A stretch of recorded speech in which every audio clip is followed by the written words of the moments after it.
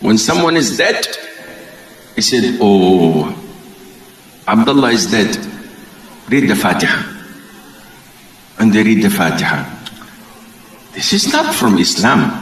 Seseorang yang menyalahkan amalan baca Fatihah ketika dalam satu pertemuan kita mintakan hajat untuk anak-anak kita, untuk yang sakit, ataupun untuk kelancaran pekerjaannya, Al-Fatihah. Katanya itu sama sekali nggak ada dalil.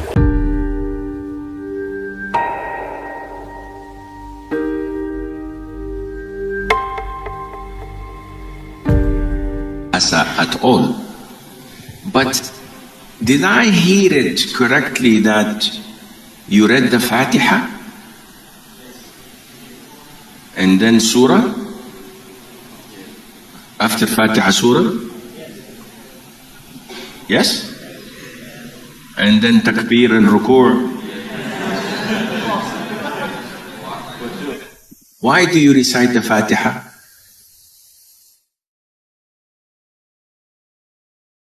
I don't want to come on the Day of Judgment and Allah would say, why they make this innovation and you did not speak?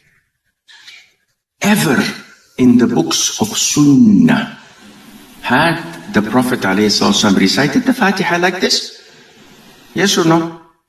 Never. You know more than him? No, I don't.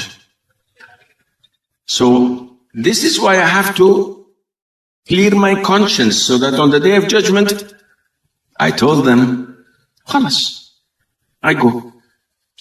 So it is not Sunnah. In Arabia, when we have marriage contract or engagement, Bismillah, Al-Fatiha. And nobody knows. They're reading the Fatiha or not.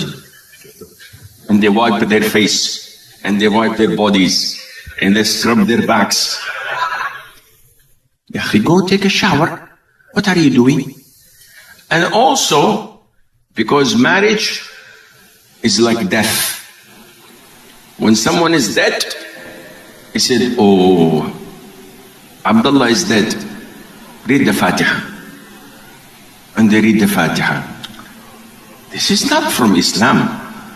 Fatiha is recited in the Salat. The greatest surah, Fatiha, is recited in Ruqyah. As in Sahih al-Bukhari of Abu Sa'id al-Khudri's hadith. This is Ruqyah. I have illness in my throat. Every time I drink water, and I drink. But not in a gathering. So excuse me, I'm supposed to speak about how to be happy. Nahmaduhu wa nusalli ala rasulihil karim, amma ba'd.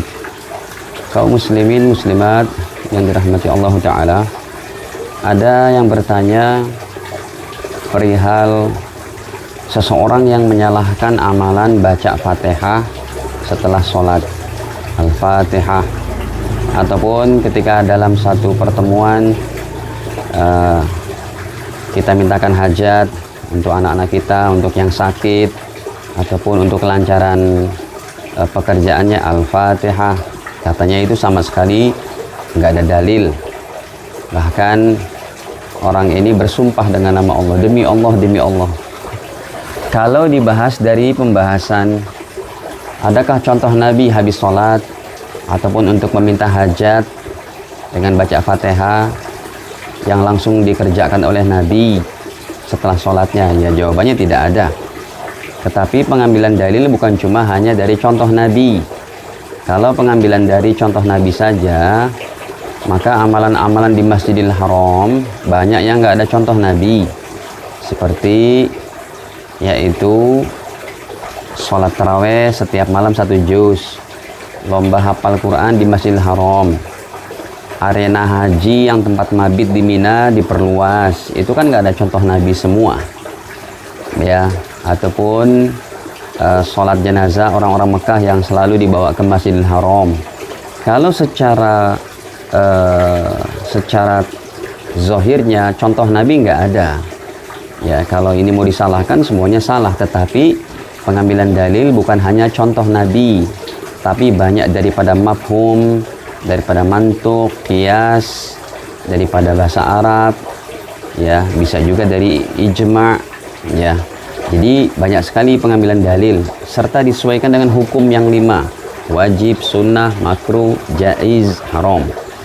Jawabannya adalah baca Fatihah setelah sholat, ya, yang kita berikan kita baca untuk berdoa, ataupun ya kebanyakan kita mintakan Al-Fatihah untuk berdoa untuk hajat-hajat. Ini dalilnya adalah riwayat daripada Imam Muslim nomor 1339. Kalau dalam syarah Sahih Muslimnya nomor 806, dari sahabat Abdullah bin Abbas, ketika Jibril duduk bersama Nabi, kemudian Jibril berkata, ya, terbukalah pintu langit yang tidak pernah terbuka sebelumnya, dan turunlah satu malaikat yang malaikat ini pun tidak pernah turun. Kemudian malaikat ini memberikan salam, dan malaikat ini berkata bahwa kepada Nabi Muhammad, beliau berkata, absyir bin nurain, wahai Nabi Muhammad, bergembiralah kamu dengan 2 cahaya yang diberikan kepada kamu, lam yu'tahuma nabiyyun qablak, yang Allah tidak pernah berikan kepada nabi sebelummu. Yang pertama adalah Fatihatul Kitab, surat Al-Fatihah. Yang kedua, khawatim suratil Baqarah, yaitu akhir-akhir surat Baqarah, yaitu dari Amanar Rasul, ya, ataupun dari lillahi ma fis samawati wa ma fil ard, itu akhir-akhir surat Al-Baqarah. Terus kata malaikat ini, ya, lan taqra bihima, tidaklah kamu baca biharfin minhuma, tidaklah kamu baca 1 huruf saja dari kedua ini, 1 huruf padahal. Ya, kata malaikat ini, pasti kamu diijabah, kamu dikabulkan, kamu diterima doa-doanya. Ya, pasti kamu akan diberikan apa yang kamu inginkan dari hajatmu. 1 huruf padahal. Al-Fatihah berapa huruf? Akhir-akhir surat Al-Baqarah tadi berapa huruf? Jadi dari hadis ini yang Nabi dikabarkan oleh malaikat, kalau kamu baca 1 huruf saja, keinginanmu akan diijabah, diberikan oleh Allah. Ya, lan taqra bi harfin minhuma illa u'titaha, tidaklah kamu membaca 1 huruf dari Al-Fatihah atau akhir-akhir surat Al-Baqarah, itu 1 huruf pasti akan diberikan. Dari sini pengambilannya. Ya, ada orang habis sholat, ya, Al-Fatihah, boleh saja. Sebab yang namanya orang sudah selesai sholat, ya, dia mau ngopi kek, dia mau baca Quran, dia langsung tidak berzikir, ini dikaitkan dengan hukum yang 5 semuanya. Bukan hukum cuma 1, serba bid'ah, serba haram, serba salah gitu ya. Tidak demikian. Makanya penting ini para ustadz untuk ngaji semua madhab supaya tidak mudah menyalahkan amalan orang lain.